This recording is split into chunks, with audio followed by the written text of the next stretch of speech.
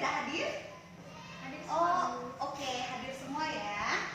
Nah, anak-anak, hari ini sebelum melakukan kegiatan pembelajaran, ada baiknya kita sama-sama membaca doa terlebih dahulu ya. Karena membaca doa adalah hal yang wajib bagi kita orang muslim. Berdoa dimulai. Berdoa selesai. Oke, anak-anak sudah siap belajar? Nah, hari ini kita akan menulis cerita fiksi. Nah ya, nah di sini ibu sudah memiliki media pembelajarannya. Ada peta konsepnya. Nah di sini ada salah satu contoh tentang cerita rakyat. Di sana ada maling kundang, ada rawa pening, dan ada sang kurian. Nah anak-anak bisa memilih di antara cerita fiksi ini.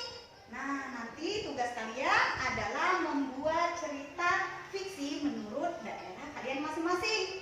Nah, siapa tahu di antara anak-anak ini ada yang tahu nggak ya? Cerita fiksi itu apa ya? Ada yang tahu nggak? Apa sayang?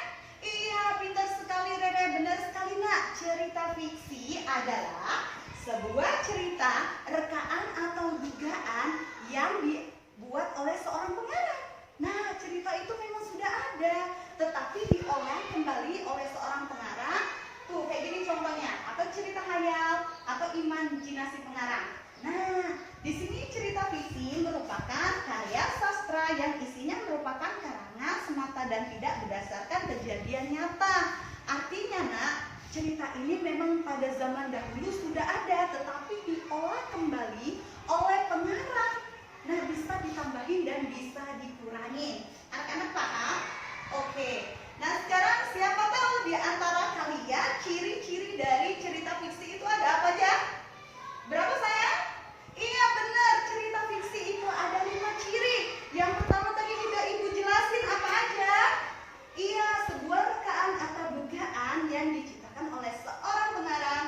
Cerita itu emang sudah ada dan diolah kembali, bisa diulang dan bisa dikurangi. Yang kedua, cerita fiksi itu memiliki tujuan ya. Yang apa kira-kira? Yang apa? Kok gak ada suaranya? Ada suara. Nah, anak-anak, tadi ibu sudah menjelaskan tentang definisi atau pengertian dari cerita fiksi. Nah, sekarang ibu mau tanya, anak-anak tahu nggak cerita fiksi itu memiliki ciri-ciri. Yang pertama itu bersifat rekaan atau imajinasi dari seorang pengarang. Nah, cerita fiksi itu memang dahulunya, pada zaman dulunya memang sudah ada, tetapi diolah kembali, bisa ditambah dan dikurangi. Yang kedua, menggunakan bahasa konotatif seperti majas. Yang ketiga, tidak memiliki sistematika yang baku. Dan yang empat itu dapat menggugah perasaan. Nah, dan membangkitkan emosi si pembaca, nak ya. Yang kelima, memiliki tujuan untuk memberikan pesan, nilai moral. Jadi setelah membaca cerita fiksi, anak-anak bisa mengambil atau menarik kesimpulan dari hal atau kebaikan apa yang bisa kita ambil, nak ya. Oke, anak-anak paham? Oke. Kita juga harus tahu jenis cerita fiksi itu ada berapa. Oh ya, benar sekali, ada 4. Yang pertama itu apa sayang? Novel, pinter. Apalagi sayang? Vivi, apa sayang? Cerpen. Terus ada apa lagi di sana? Ada roman. Kemudian ada apa lagi? Drama dan sinetron. Oke, ada 4 nak ya, harus kalian ingat. Nah, kalau cerita rakyat itu dibagi juga menjadi 4 nak. Di sana ada sage, ada mite atau mitos, dan ada fabel, dan kemudian yang terakhir ada legenda atau cerita rakyat. Nah, anak-anak tahu nggak, sage itu menceritakan tentang apa ya? Apa sayang? Iya benar sekali, hebat kamu Vivi. Oke, sage itu menceritakan tentang sejarah. Nah, kalau mite atau mitos, pernah nggak dengar? Iya benar sekali, mite atau mitos itu adalah sebuah cerita yang menceritakan tentang sesuatu yang berbau mistis atau di luar nalar. Contohnya itu apa ya? Yang agak-agak bau-baunya gimana? Iya benar sekali, Nyi Roro Kidul. Terus ada apa lagi? Wewe Gombel. Nah, yang ketiga ada apa? Fabel. Fabel itu apa ya? Fabel itu menceritakan tentang sebuah tokoh atau karakter yang diperankan oleh binatang. Nah, biasanya waktu kecil anak-anak sering mendengar cerita tentang si kancil. Benar sekali, cerita tentang si kancil. Dan yang keempat atau yang terakhir itu adalah sebuah cerita legenda atau cerita rakyat. Memang cerita ini dahulunya pernah ada dan pernah terjadi, dan bersifat itu emang benar ada pembuktiannya, nak. Contohnya kayak apa ya? Iya, cerita rakyat yang paling terkenal itu yang berasal dari Sumatera Barat. Iya, cerita Malin Kundang. Benar. Terus ada apa lagi?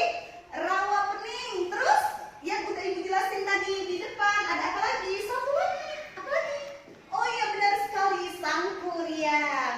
Nah, dari cerita-cerita tersebut, ibu ingin melihatkan sebuah video. Jadi anak-anak bisa menonton video yang udah ibu sediakan ya. Oke? Ya. Nah, anak-anak, sekarang ibu sudah menyiapkan sebuah video pembelajaran tentang Malin Kundang. Yuk kita sama-sama menyaksikan atau menonton ya, nak.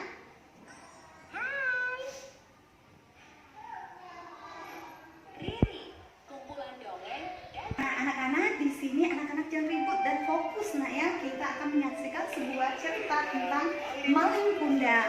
Nah, kita saksikan bersama dulu, nak ya. Di pesisir pantai di Sumatera Barat dikisahkan terdapat sebuah keluarga yang hidup dalam kemiskinan. Untuk mengubah nasib, sang ayah pergi merantau, meninggalkan istri dan anaknya yang bernama.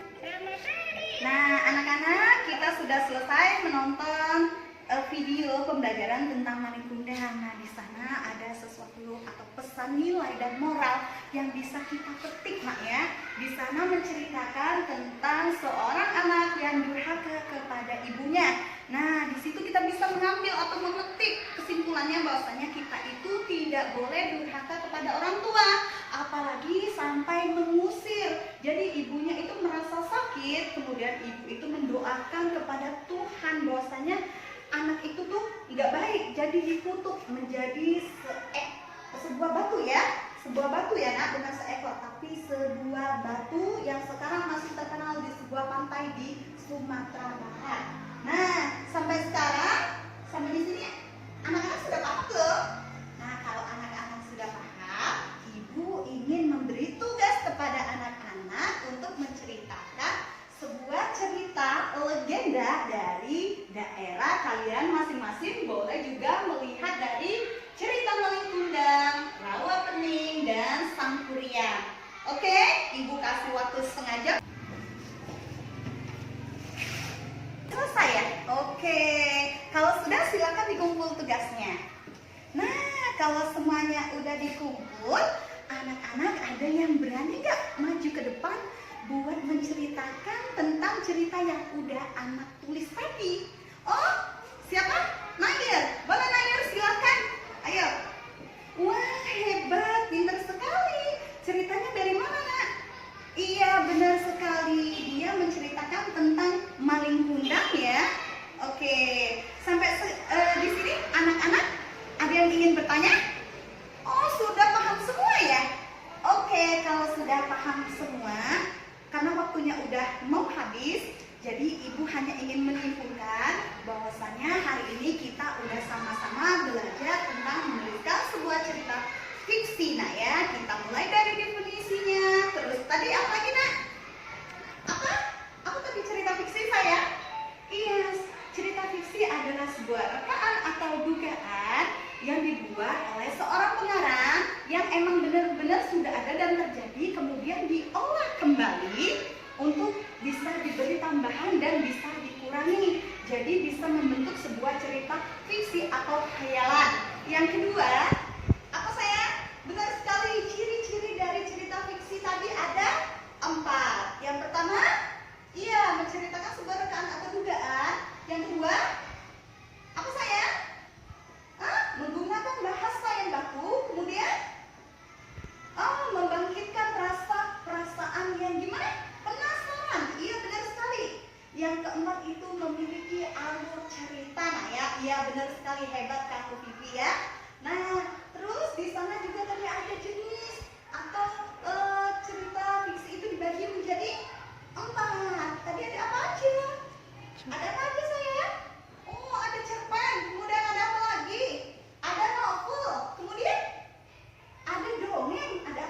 ini ya, legenda atau cerita rakyat.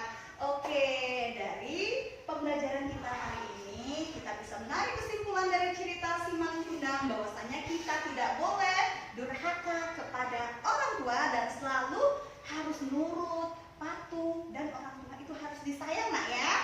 Oke, karena pembelajaran kita sudah habis, jadi sekian dulu. Ibu akhiri dengan mengucap salam.